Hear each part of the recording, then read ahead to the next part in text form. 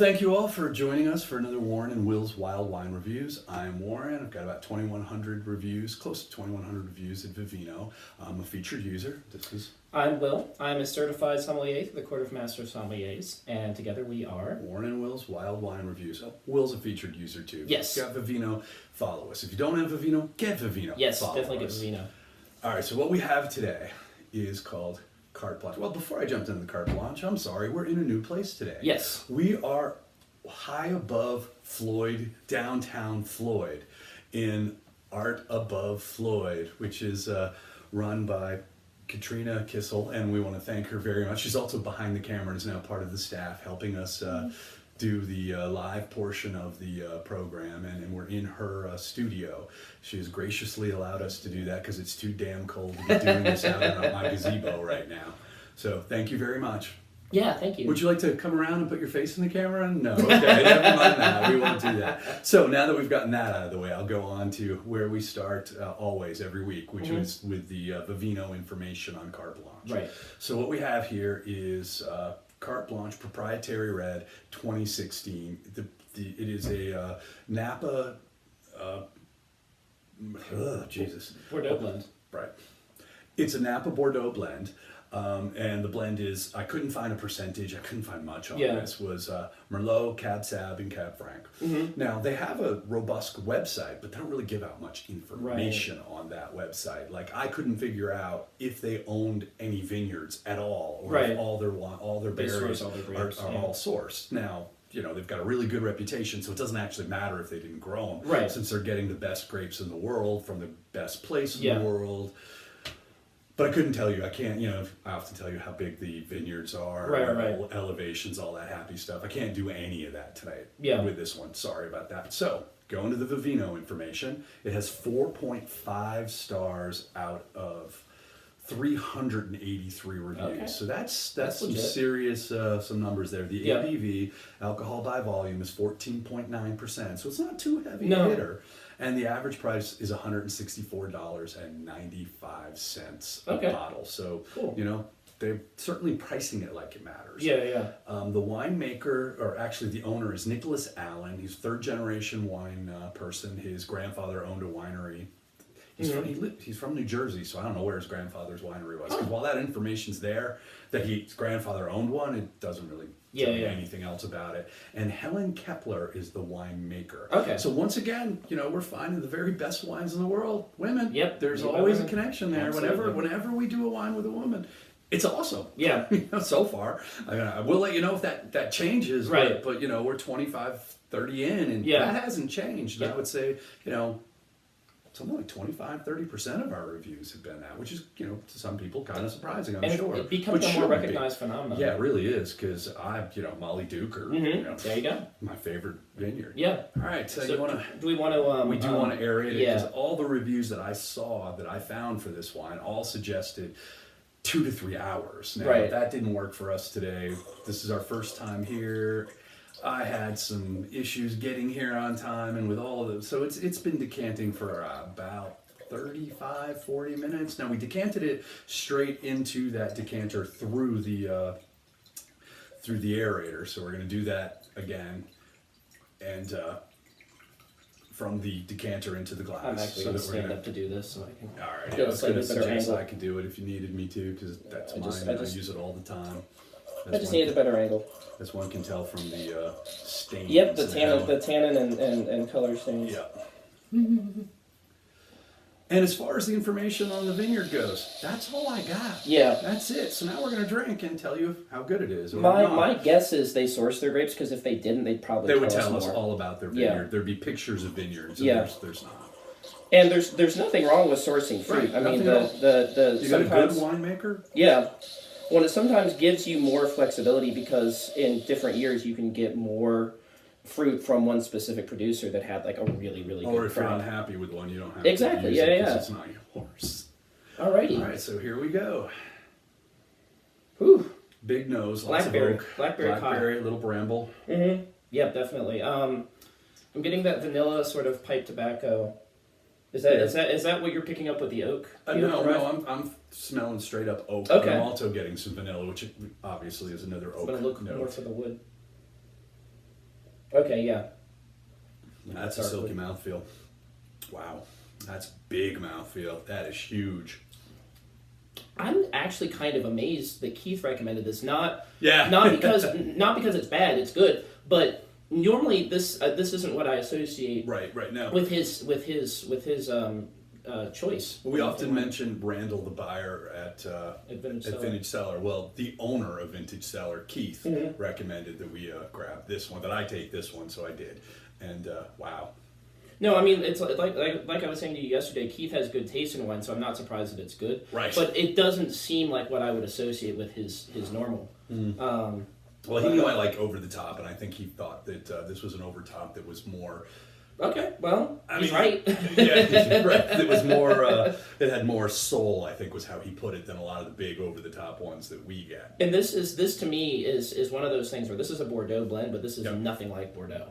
This is I mean, well, for one, different. The first one they're listing is Merlot, and generally you would get. You'll get the cab first. But I mean, just the on the palate, I'm picking up that rich blackberry, blueberry. There's a definitely. There's a jammy component. It's not overly jammy, but it's there. Definitely jammy. Yeah, it's jammy. It's fruit forward. It's extracted.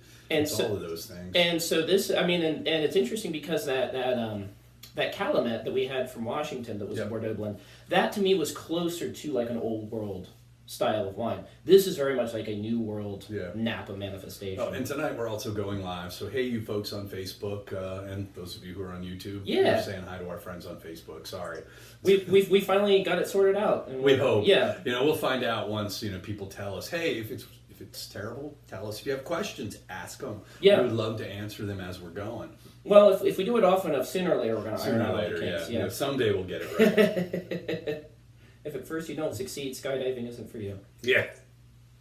Yeah, no, this is definitely, like, when I think of Napa, this is the kind of thing that I think of. It's very New Worldy, it's very fruit driven, very oak heavy. And I would never have guessed that this is 14.9. I would have guessed much higher than that. Not much. It's got that big feel, and the tannins are pretty gentle. Yeah. So that's also interesting. No, that it's this big and not all that tannic. The bigness of it is derived more from the overall flavor profile and probably the unfermentable sugars. I mean, this isn't a sweet wine, but it has that thing where it hits you and it's just that burst of jam. I wish I could have found out. This obviously was an oak. There's no question this was an oak. I just don't know what kind or how much. Yeah. My guess is 1.5 to 2 year of French oak. That would be my guess. Guessing mostly are all new. Yeah, that would also be my guess. Because I've begun to appreciate more when we do wines that are. I don't know if we've done any that were kept all in neutral. I think pretty much all the ones that we do, if they have neutral oak, it's only part of the mixture. If we did, it was a white. Yeah, probably. But whenever I run across a red these days that has more neutral oak in it, it's really interesting for me to mentally compare it to a wine like this where the oak is front and center. When you hold the wine in oak and it's neutral oak and it's not imparting any tannin or flavor to the wine, it's still allowing oxygen in. And so the wine is still going to be different, not necessarily in terms of the oak-derived aspects, but it will be different than if you just stuck it in a bottle and left it on the shelf. So we're up to 6 people watching. Thanks, awesome. Guys. And who knows how many will watch it on YouTube. I wonder if it's December now, and when we're doing things in the gazebo, the weather was warm, people were probably out doing stuff, and now it's cold and people are at home. Yeah, it's the week before Christmas, so they're not going anywhere yet. So yeah, we'll see. No, I'm just saying it'll improve our metrics. I hope so. Though sometimes I say that, and it's our metrics were actually better in the summer, so I don't know what to say there. Yeah. Well, because I see our metrics every day. That's why you should always be careful when making a hypothesis, because you never really know. Well, and the truth of the matter is that I do all the analytics, and I don't bother Will with it, and so, I would get too distracted. Yeah. I would start running statistical analyses and trying to figure out patterns that maybe didn't exist. And I'm always looking for patterns, but that's part of how I've gotten successful, is being able to just have a feel for markets and patterns and. Well, and that's I was thinking about the what I was just talking about with the number of people that show up to something recently at Dogtown, because the last couple of bands have had pretty full houses, and I was thinking there were times in the summer when Dogtown, I don't want to say it was dead, but it was definitely a lot quieter. And that was my theory then, is that people are out doing other things. They were traveling, taking beach trips, whatever. And in the wintertime, it's like some nights it's cold enough that people don't want to leave their house. Other times it's like they are just desperate for some kind of companionship. Well, there is more going on in the summer. But the reality is, with like Dogtown, if you got something else going on in Dogtown, when there's a band that you might have wanted to see and you have to do that other thing, you don't go. Right. Whereas, that thing's going on and you wanted to watch Warren and Will's Wild Wine reviews, you just watch us later. Yeah, so exactly. We're not as impacted by that. True. Some things because we're on demand more or less. Yeah. No, that's definitely true. It's we don't have the exact same level of it's not the same type of viewership. Right. But it did get me thinking about that. It's like what people stay home in the winter because it's cold. People don't come to Dogtown during the summer because they're doing other stuff. And then some nights it'll be crazy packed, and there's no way for me to figure out exactly what it was. Was it the bands? Was it just some kind of kismet? Yep. The post-holiday blues. People are looking to be around other people so they don't feel alone when it's the That's a big one for me. I just hate being well, and also being around this time of year when the days are so short. I mean, seasonal affective disorder is a thing. It's a big thing. I saw a meme recently that said, every other animal hibernates. That's what seasonal affective disorder is a desire to hibernate that we don't get to actualize. So my cat doesn't hibernate, but he does sleep, sometimes most of the day if he feels like it. They do that anyway, though. No, they do that in the heat of the cats summer. Sleep up to 23 hours a day. Yeah, and some of them do. Yeah. So now we're talking about cats instead of wine. Well, we gotta let this wine doesn't remind me of cats in any way at all. I just want to, just throw that the out animal there. or the musical. Right. Well, yeah. But we were beautiful then. No. This is what's interesting to me is that what recommended that you decant it for 3 hours? Their website? No, people's reviews I read through a few reviews on Vivino to see what other people had thought. I'm sure this is going to open trying to find some people that I trusted. I was also checking to see if I'd had this before. Right. Because I was, I've had so many Napa blends. This looks really familiar. I feel like we had this when I worked at Wine Lab because the label immediately looked like something. Looks like we have a question coming. Oh, actually, someone was asking if they could join your video. That's apparently a thing for live. Yeah, that probably wouldn't work for us because of one. Who is it? Leanne DeCessory. Oh, hey, Leanne. Oh. She sent you hearts, by the way. Aw. She does watch our videos quite faithfully. Also, Easton Loretta says, love you, Uncle Warren. You're the bomb. Well, you too, Loretta. That's my niece, obviously. Or she wouldn't call me Uncle Warren. If she did, it would be weird. But since Loretta is my niece, it's not weird. She's awesome. Yeah. Tell the girls I said hi. We can't actually see the phone, so it's right. Somebody else is handling that. Yeah, so that part does make it tricky. I don't know. Up to you, really. No, I mean, we really can't let unfortunately people jump in because of the, this will be running on other places where we will get paid. Right. Having another person live in there unless they've signed waivers and stuff. Okay, sorry, Leanne. But if you have any questions, please ask. Yes. We will happily answer them. There are no such thing as dumb questions. Well, sure, the ones you don't ask. Well, yeah. What I was going to say is that for 30 minutes of decanting, this to me is very open. It's very drinkable. I'm going to be interested to see what the last sip is like. Well, I'm finding the vanilla is already working its way more forward from where it was before. Yeah, this is a perfumey wine. This is if you're looking for. I mean, it's almost like lilac. Well, not. Yeah, lilac, it's floral violet something. Violets. Yeah. Is what I was really thinking. Lilac came out of my mouth. Yeah, no. Despite because they're both purple, I guess. No, this is it's making me think of like a garden, like in the height of summer. An English garden, yeah. Exactly, yeah. Wow, I don't know that it's been a while since I had a red wine that reminded me this much of violet. Yeah. Like sometimes it's like, oh, you can pick out like a little bit. I'll bet you it's that Merlot.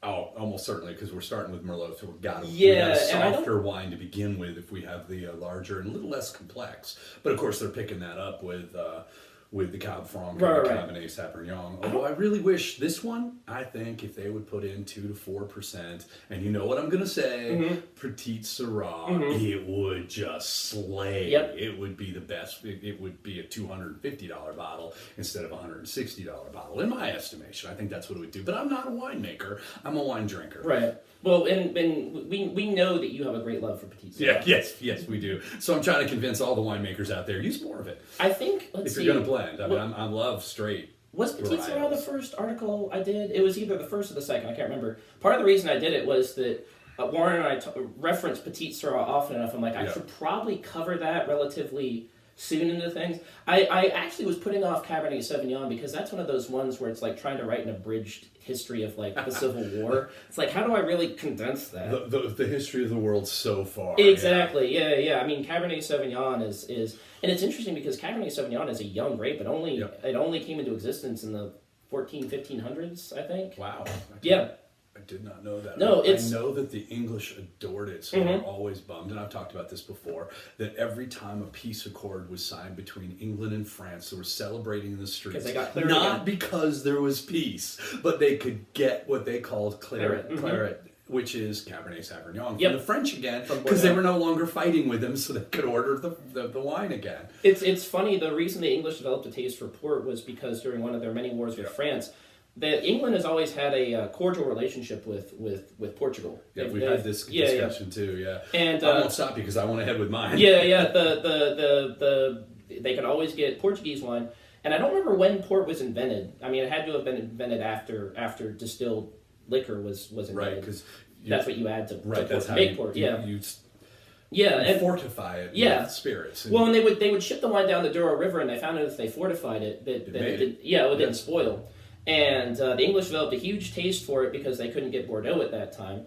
And then later when they were at peace with France, they could get both Bordeaux and port. And so the world was right. Yeah, I know. When it comes to how long can you have a wine if it's fortified? I mean, I had an 1895, something like that. Is that when you found at Angels? Well, I didn't find it at Angels. They reached out to me. That's right. Yeah. Somebody donated it to them. And they can't sell alcohol because that would be illegal. Yeah, highly illegal. So they just gave it to me. And then I gave them completely unrelated, I gave them a donation afterwards for about twice the value of what it would cost me because you can actually find that. But it tasted terrible, so I'm not going to talk to you about what it is, and I'm not going to recommend it because it was horrid. Well, it wasn't aged. I mean, but it wasn't spoiled. It just didn't taste good. I'm not sure it tasted good on day one. Right. I have no idea. I wasn't around. Well, the thing is we have no idea how it was kept. Right. Well, yeah, that's for sure. It could have been left in sunlight for 30 years. And there was a little bit of compromise. To the cork. Yeah. So, and boy, it was like it looked like actual leaves at the bottom. I know it wasn't. But boy, did it probably like got madderized. Oh, for sure. When wine goes through excessive heating, unless it's Madeira, which has already been madderized, obviously. But if you have a wine, just a regular wine, and it goes through extreme heating. I don't remember exactly what it is. I think it's the tannins clump together, and they might form complexes with color compounds. Anyway, you're right. It looks like tea leaves or pieces of broken leaf in like the bottom of a bucket. Yeah. We had a wine one time at Vintage Cellar that had fully cooked like that, and we wanted to at least try it, but we had to pour it through a strainer. Oh yeah, because there was so much junk in it. Using a strainer to get to. With the look on your face, Katrina, is everything okay? It sounds gross. What we're talking about, it can be kind of gross. It's funny though. We try to stay on the better wine. Better wines. We only do good wines. Yes. But the worst wine we've ever done on this has been pretty darn awesome. Yeah, I think 4 stars is the worst we've done. Yeah. People are like, oh, you love everything. I'm like, no, dude, I just review the stuff I love. But, with this, I could have hated it. And it will, I'm sure, happen. We will have a wine around me and be like, nope, not for me. And it will be hilarious. Yeah. Because Warren doesn't mince words. So it's not it's not going to be a diplomatic beating around the bush. He's going to talk about exactly. Now, the thing is that in that case, we might have just gotten a bad bottle. It's more common these days to run across a bad bottle than like an entire bad batch of wine. Especially at the level that we're buying. Yeah. I mean, it'd be one thing if I was like buying random $9 bottles of wine. Yeah. We're not doing that. We're never going to do that. I got a bottle from Republic of Floyd one time, and it was clearly had a sulfur issue. And I went back. I brought it back, and Connie gave me another bottle of the same wine. And it was fine. And it was fine. Yeah. So it's like, you know, what they had, like a couple little pieces of microbe on the inside when they put the wine in the bottle, or the cork was compromised, whatever.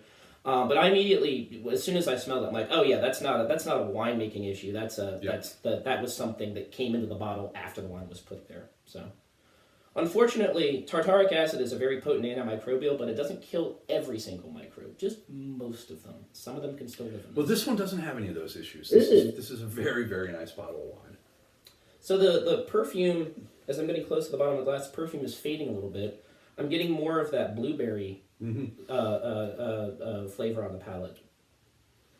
It's definitely more open, though. You know, just the time for the first glass is opened. We've got about one glass each left, and it's less overpowering than it was. Like right off the bat, I was just like, it's oh not wow, quite the jammy fruit bomb. Yeah, no, it's mellowing and becoming more restrained version of itself. Yeah, I would totally say an hour or more. Yeah. In the decanting. You know, I wanted to do this one for an hour today, but you know, it's a little tougher when we're not at my house. Yeah. Because, you know, I show up at Katrina's place and I'm like opening wine and pouring it into a decanter, trying not to splash wine on any of the artwork in the gallery here. And by the way, folks, you've got to come up here. There's lots of really cool art. There's still a few, well, you won't. By the time you see this, Christmas is a memory, a distant memory. Next Christmas. But on the live people, the people on the live feed, you got to come up here. You've got a few days left for Christmas. Yeah. By the way, Rowan Chantal says, I can smell the blueberries from here. All right, Rowan. Hey, Rowan. Hey, bro.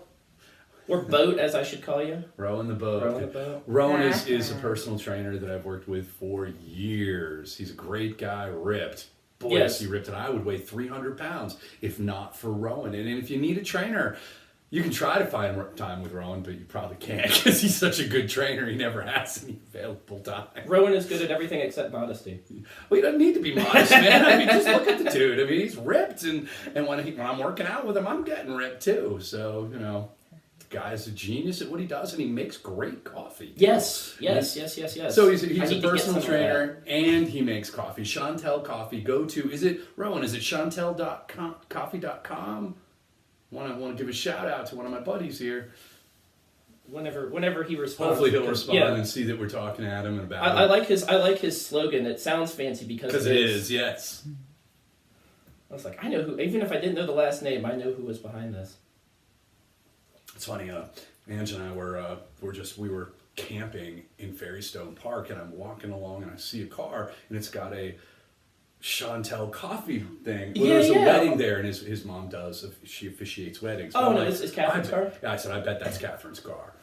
I might have been behind her the other day, too. Well, I know it wasn't Rowan's. Because, I wasn't sure whose car it was, and I'm not sure how, I mean, that being said, I'm sure that they're fairly widespread at this point, but I was like, oh, I need one of those. Yeah.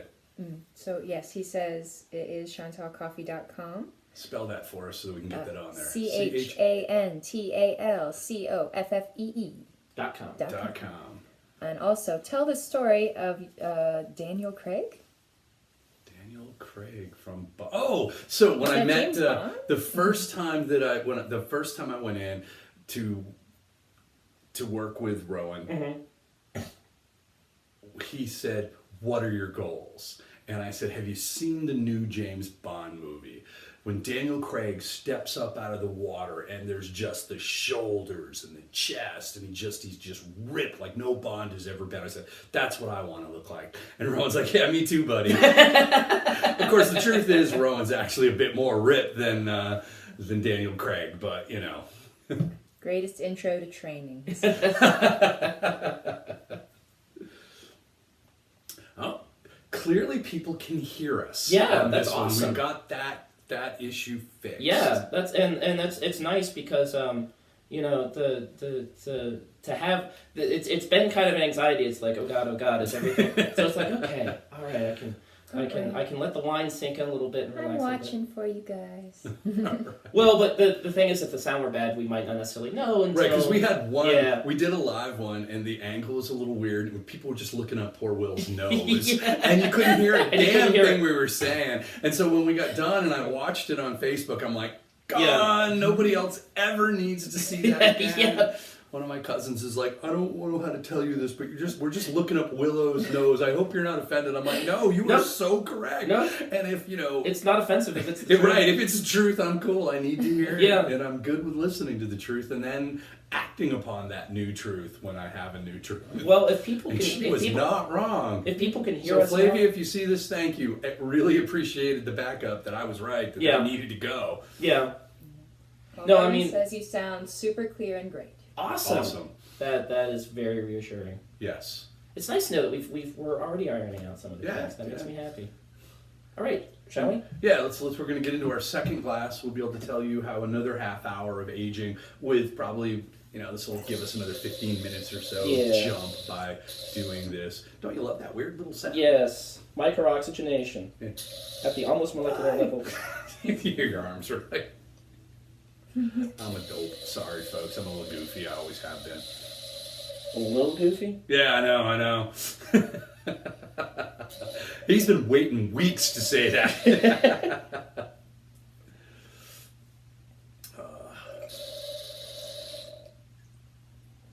Yeah, my mom got me a Venturi, early. I think it was after I started working at Chateau. Maybe not, though. These things are great. It's made of crystal. Yeah. No, I was one of those things where I was like, dripped on the table here. Is it a gimmick? And I was like, well, if it's a gimmick, it's a gimmick that works. It's a gimmick that works, yes. Okay, yeah, this is a lot more balanced and restrained. Oh, yeah. I mean, all the complexity is there, but I feel a lot less punched in the face. I feel more gently massaged. If you like your big fruit bombs that are extracted, fruit forward, you want to be punched in the face, drink it right out of the bottle. If you want something more restrained and kind of subtle and elegant, give it 2 hours decanting. Because you can have either with this bottle of wine. So that's the thing I really like. It's great right out of the bottle. Well, I can't tell you right out of the bottle. We didn't actually do that. But 30 minutes after we opened it, decanted it through, it was really good. And my feeling is it would have been a little tighter, but it would still been quite drinkable right out of the bottle. But I'm always going to tell you with a bottle of this quality, decant it. And it's one of those things, and we've had this discussion often. I wouldn't say I was suspicious of decanting because I knew that there were good reasons to do it. But sometimes I'm like, is it just a way that people who buy expensive bottles of wine validate their choices? And decanting stuff with you is like, okay, proof positive. It makes a difference. It makes a difference. So we have a question from Scott Smith. Hey, Scott. Hey, buddy. He heard the other day that there's a thing, a Jeroboam? Jeroboam, yeah. What is that? A Jeroboam? It's a I don't know, but he will. It's a size of wine bottle. I can't remember. I want to say, so imagine... Is it like a triple magnum, I think, maybe? I think now so. That you say that, I think it's a triple magnum. So once you didn't think I knew, but... Once you get past magnums, they have numerous bottle sizes. Doubles, triples. 3 liter, 4 liter, 5 liter, and so on. And pretty much all of them are named after biblical kings. I don't know why. It's just a thing. Jeroboam, Rehoboam, Nebuchadnezzar. Is there a Nimrod? Maybe there might be. No, I just saw. I don't know why it is a thing and why they chose biblical kings. Yeah, you sent me that. Katrina sent me a thing that said that that basically Bugs Bunny is like all powerful because he took the word Nimrod and took it from meaning great hunter to moron. Yeah. But yeah, no, it's specifically they're usually in reference to champagne bottles. I think they used to do Bordeaux's and maybe some other French wines in larger bottles. The practice is pretty much entirely died out, except with very expensive Bordeaux's and some champagnes. The nice thing about larger bottles, and Warren and I have talked about this before, is that they age slower. Yeah, so you can hold on to them longer. You can hold on much longer. Yeah, you got yourself a 5-6 liter bottle, and you have to imagine that you have that tiny little aperture at the top. Only a very small portion of that wine is interacting with oxygen, so it's not in total stasis, but it's much more in stasis than a 750 milliliter bottle is.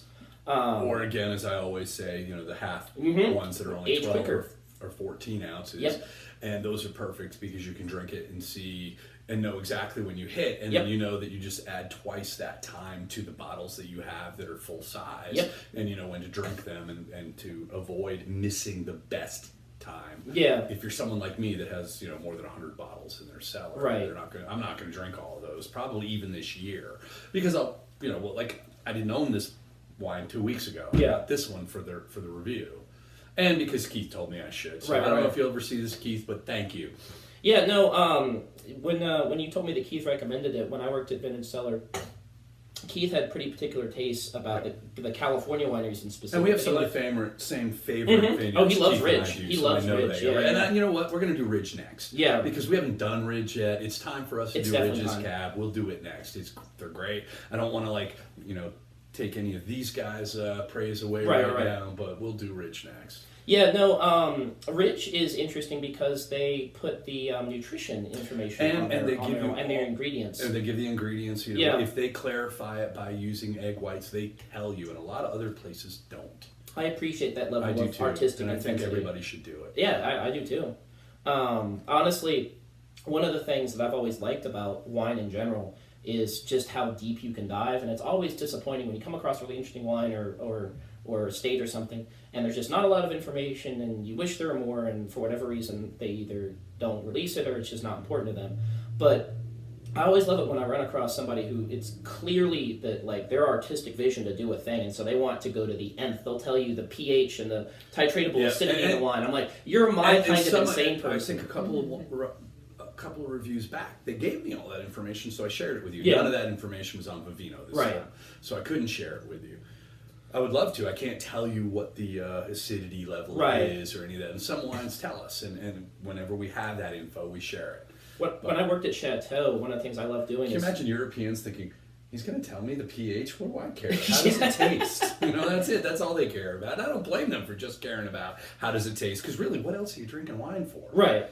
Well, but I mean, the thing is that I'm a chemistry major, so that's fast. And I was originally going to go into that field of study. God, I'm an American, so I want that crap. Yeah, we do. Actually, it's one of the things that's funny is that, if you just go by, the world stereotype of Americans, you would think that kind of thing would be boring to us. Americans are more likely to be interested in grape varietals rather than the region. And so to the point that, and we've talked about this before, that European countries began putting... if you buy a Burgundy, a red Burgundy, it's always made out of Pinot Noir across the board. A white Burgundy is made out of Chardonnay.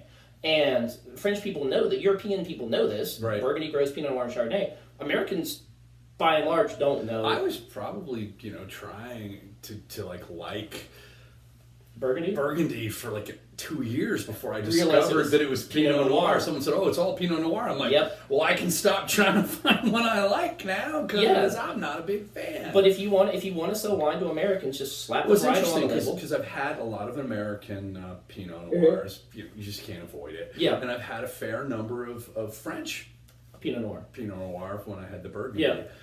But we had a German one recently, and it was really quite good. Yeah. So, maybe I just hate French and American. Well, and the thing is, I'm not sure. And we said in our review it was a very different Pinot. It was a very different Pinot. And it was interesting because Germany is cooler than France and most of the places in America. Well, that's what I hear. It's always more fun to hang out there because they're cooler. Sorry, I actually have never been to Germany, so I have no idea. I have been to France, did not enjoy it. Really? Would not recommend. Well, I mean, I just flew through and I transited, and everybody was different. rude. We were in Paris, and I was like, I won't go into all of it, but it was no fun. See, when I went to France, I was expecting to have the and what I found was that France reminded me a lot of going up north. People were quicker and they were brusque, but they were never. I never had one French person be rude to me. Well, they were rude AF to me, but that was partially because I was being a little overbearing and I wasn't accepting the garbage they were right. And a guy starts telling me something that I know isn't true, and I'm like, bro, you can stop right now. It's like, can I talk? Yeah. I remember I'm like, look, I want you to tell somebody that this thing happened. He said, that is not my job. And I'm like, you need to talk. I'm like, point me to the person whose job it would be. Well, that is nobody's job. Well, then I'm going to give you the hard time because you're the only representative of this company that I've got. But it is not my job. I'm like, I don't care.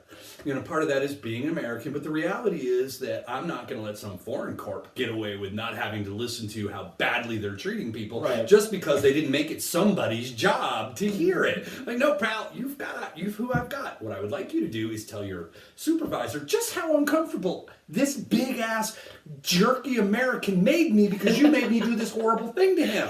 Don't do that to me anymore. And I explained to him, I'm going to make your life miserable because you won't tell me who I need to talk to. And then you can tell the person that I need to talk to how miserable I made your life and how you don't want that to happen again. I don't think it worked, but I tried. You were trying to do. I did my American thing. You were trying to do incentive training. Ugly American. Right, I was the ugly American. But they set it up that way, right. So this poor dude had to deal with that. I felt bad for him. But again, what else could I do? Who else could I talk to? I have a story about the French "it's not my job" thing. You remember the Judgment of Paris where they put Yep. So the guy who organized that, Stephen Spurrier, is an English wine shop owner, and he had brought over I think it was English wine. That's right. You can't grow wine in England unless it's at the very southern coast, and they were just beginning to experiment with doing some sparkling wines. And Charles de Gaulle, who was president of France at the time, got interested. I know. Wanted to try some of these English wines, and so that's interesting for a French guy. Well, I don't remember exactly what checking out the competition. I think that from what I can remember, de Gaulle was pretty okay with the British because of their support of the Free French during the war. Right. And he was probably also just like a novelty, even if it sucks. I want to try it. Yeah. I mean, I will drink.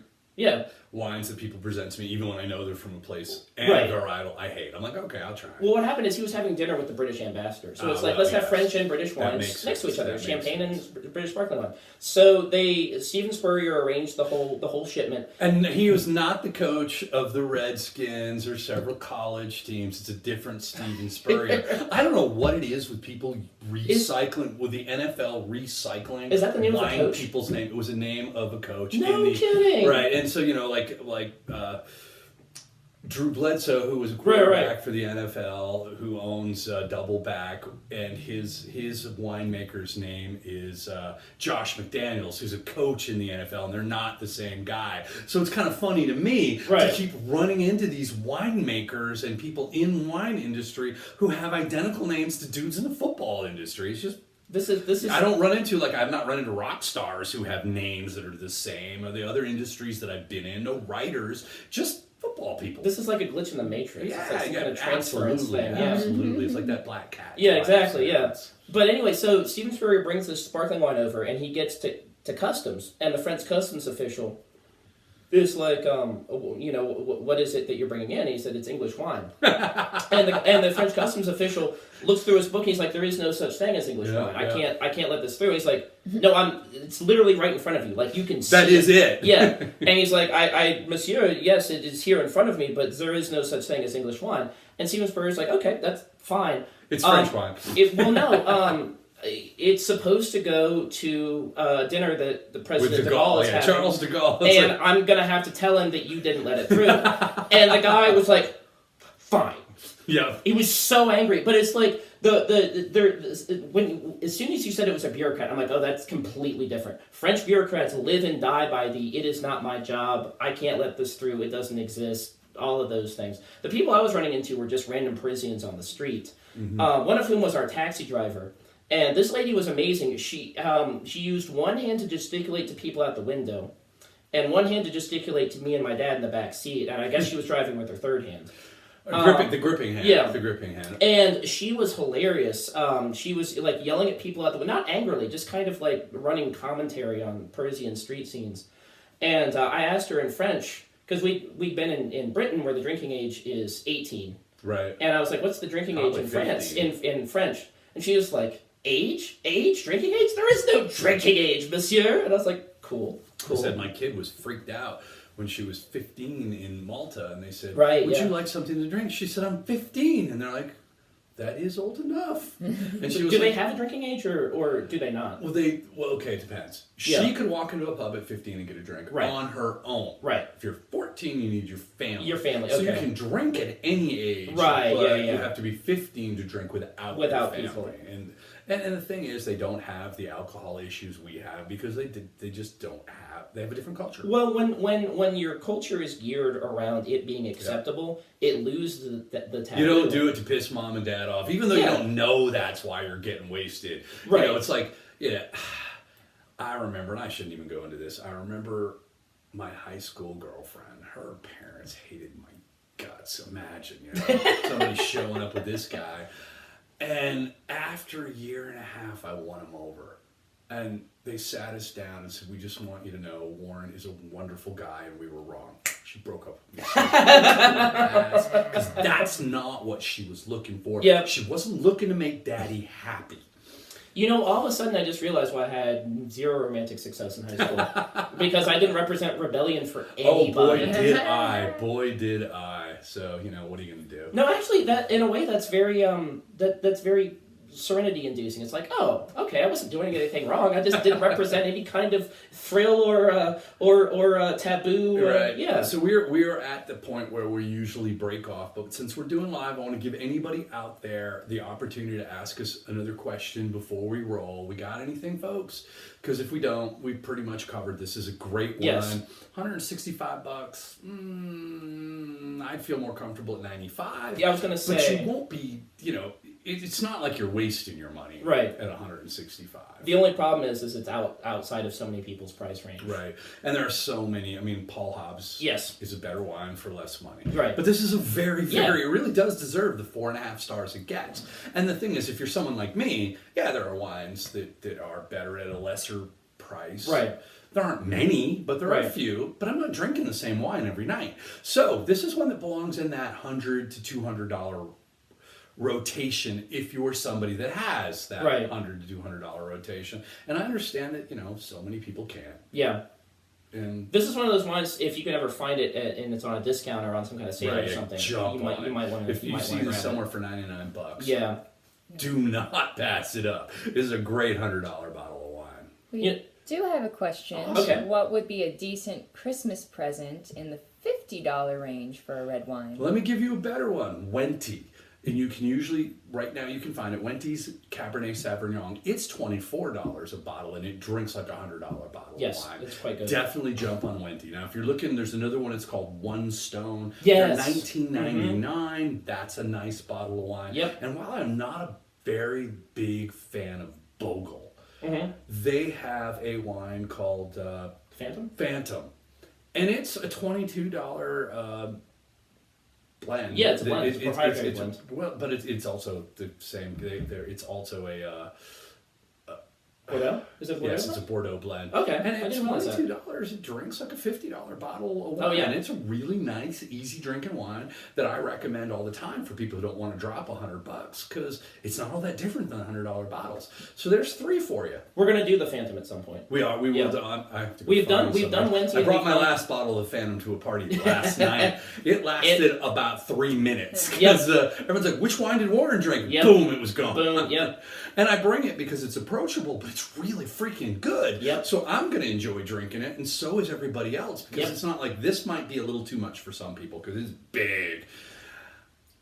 And I recommend people who love big stuff go for this first. Yeah. But again, $20, $165. Well, the nice thing about the wines that you just recommended is the Cabernet Sauvignon. I'm not saying that any of them aren't approachable. The Cabernet Sauvignon is probably at the point where it is less approachable than the other two, but both the One Stone and the Phantom are going to hit a wide array of palates. Well, Megan, one of our friends, said that they found the Wente, and they were just like, "Whoa, this is awesome!" And it really is really good. No, the funny thing is that I recommended that because I think I sent Angelica our video of Wente, and she went to Republic and found it. And I had forgotten that Republic had 2016. Oh yeah, that's a nice. And so I said, you're probably going to find a more recent vintage. And she was like, no, I found the 2016. I was like, really? You'll enjoy it. Yeah. No. So that's what I would recommend is Wente's Cabernet Sauvignon, One Stone's Cabernet Sauvignon, or Bogle's the Phantom, which is a Bordeaux blend. All 3 of those will make any of your red drinking friends happy without breaking the bank. Another thing to note about the Wente is that it's a single vineyard. Yep. So, and it's funny because Wente's specialization is white wines. Right. And while I've had their white wines, Chardonnay and Riesling. But their red's great. And I'm like, okay, so your specialization is white, but you're better at red. Do you know that? But here's the thing: you like German Rieslings, and their Riesling is right, and their Riesling is a California Riesling, for sure. Yeah, and but it is made by people in California who know what German Riesling should taste like. So it's a bit better than most most California Rieslings at the same price. Correct. That said, I'm not a fan of California Riesling, so I'm not going to recommend it. But again, if you like California Rieslings, then I would also recommend that. But we're talking reds right now, so that doesn't really matter. Right. Yeah, no, the finding a single vineyard cab at that price is basically unheard of. And of that quality, forget it. That's the thing is that, if your single vineyard is awful. I will be shocked if they're still charging just $25, $19.99 to $25 a bottle for that in 5 years. I think that's one of the things where they're like, oh, we rock this. Let's get everybody hooked, and we'll slowly bring the price up to where it ought to be. Because they really should be competing at $50 a pop. I don't know, though, because 3 years ago when I was working at Wine Lab, the Wente prices were still reasonably they haven't moved. I mean, I just see some wine of that quality, and I think they gotta know. They have to know how good their wine is. I mean, it's impossible to know, but if I'm going to be optimistic here, maybe just out of the goodness of their hearts, they're just staying at a certain price level so that it remains approachable. They like selling wine, and they want people to drink it. Sure. I understand that. Yeah. Because there are times with books that I put out and I think about the price, and I'm like, well, I want people to read this. Right. Price it out of the market. Yeah. If you're not make more money by charging a little more, maybe, but readership is important. The people drinking your wine is important. Drinkership. Yeah. So who asked that question? Who asked the question? That was Scott again, Scott Smith. Oh, thank you, cool. Scott. Scott is a great dude. Great guy. I think, Scott, did you make the fantasy football? He's in my fantasy football league. And talk about I have a Wilder Publications, which is half of them are my friends in Floyd, and half of them are people who work for me at Wilder Publications in some form or another, or who have worked for me. I remember you guys on draft night. Last night Scott called me and told me, man, I'm 16 points away. As long as this one player he has playing doesn't score 16 points, I'm in the playoffs. I unfortunately just dropped just below, so I'm not in. You're not in what? My own fantasy football's playoffs. Oh, no! Well, I'm in the playoffs of another one, so I'm all right. Did he answer to respond? He said, yes, snuck in. Ah, good job, bro. I'll root for you, man. I felt bad because Rowan, who we talked with about earlier, he's also in it. And I think poor Rowan just got bopped out. He was in it. He was in it all year. And the last week, he just dropped just a little bit, which was unfortunate. I was really looking forward to seeing Rowan in the playoffs.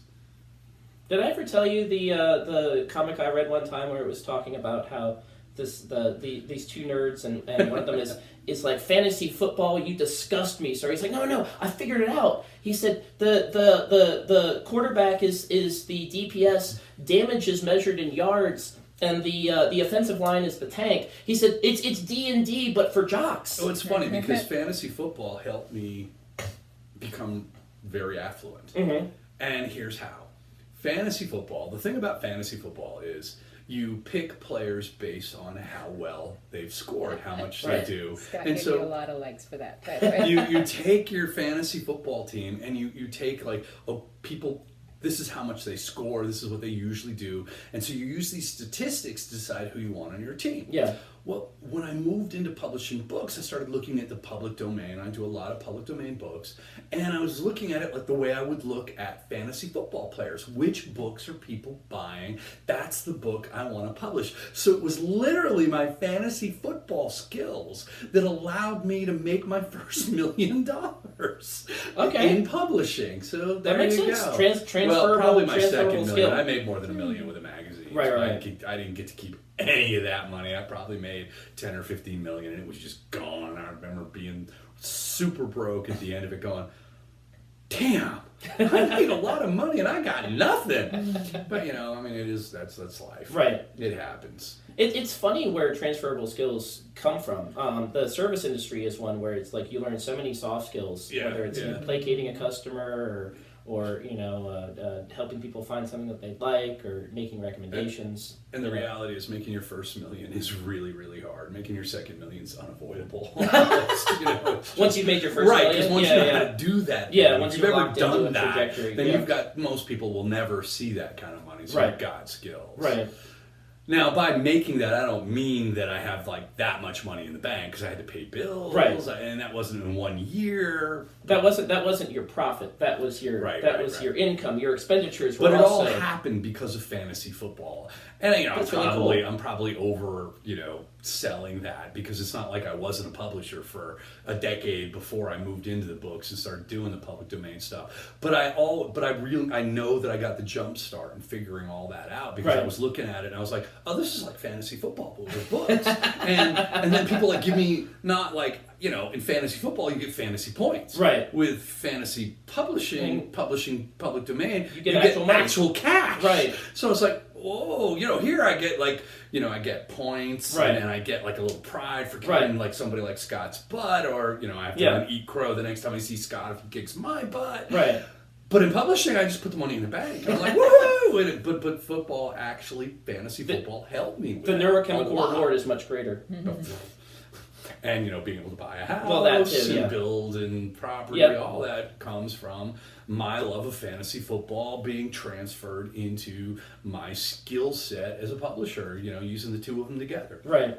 No, it's funny that you say that because when I played a D20 Star Wars campaign, tabletop campaign, it's interesting because I was playing a character who was based around diplomacy, and the DM that was running it is like, you have to actually make, like when you talk to people, you actually have to like make cases. It's like, okay, like I have to use my brain. Yep. And it's like when you're rolling attacks, it's like it's just straight numbers. But with diplomacy and intimidation and bluff, it's like, okay, what's your point? What are you trying to convince the other person of? And it was really interesting because I was pretty good at talking to people already, but it made me hone my skills. Yep. And I was like, whoever would have thought that sitting around with a bunch of introverted, socially awkward engineers actually made me better at talking to people. Right. So, it's completely transferable. So on the Wente, Scott, it's spelled Wente. Yes. And there's really not much more for us to do. If somebody else hasn't asked a question, we're gonna end it here. Thank you everybody for joining us. We're having a really good time here. Katrina, thank you for hosting this, and thank you so much for manning our live video. And you'll find Katrina's name will be on our credits from here on because we're planning to come back here probably for the rest of the winter. Yes. And Katrina will continue to handle the live part and read us the questions. So it's pretty awesome to have a third person here and kind of bring us up, I think, another level. It's really nice to have you there because when Warren and I can't see the phone we're doing live, so we can't do the live. If it went wrong, like that one time when the angle was wrong. Horrible. Yeah, so it's very comforting having you here. Well, it's nice to be here. Thank you. All right, people. We will catch you next time. Cheers. Sláinte.